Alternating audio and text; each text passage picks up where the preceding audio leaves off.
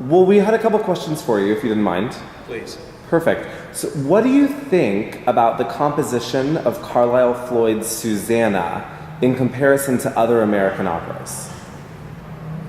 Well, it's obviously one of the best attempts to capture the aspect of real American music as opposed to an American story set in an opera language entirely the composer's own. That's not to say that Carlisle Floyd doesn't have his own musical language, of course he does, but it draws so seamlessly and integrally on folk music, pentatonic scales, quartal quintal harmony, that it really, and the music, the vocal lines are set to the rhythm of speech most all the time, that it really comes across as music that we're familiar with.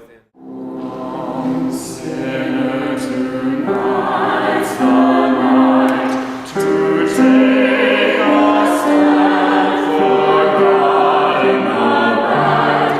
Cast Satan out, regain your sight.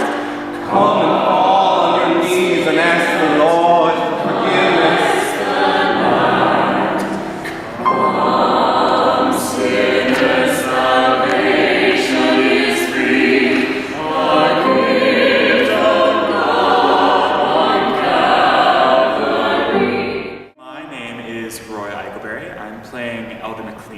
How do you relate to your character?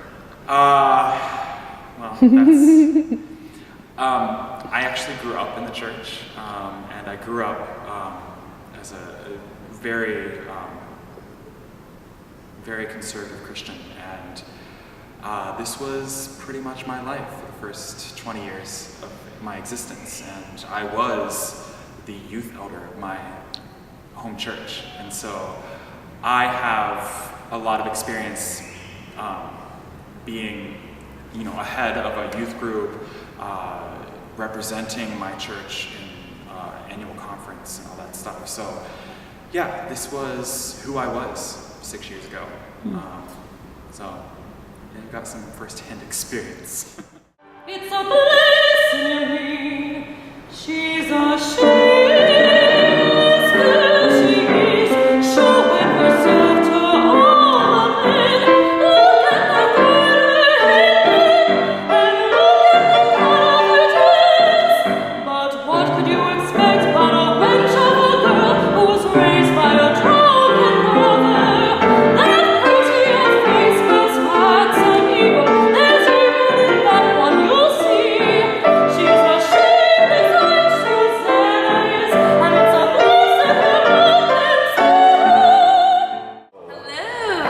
Would you introduce yourself to our patrons? I am Bailey Bhakti. I have to say that now that I'm an opera singer.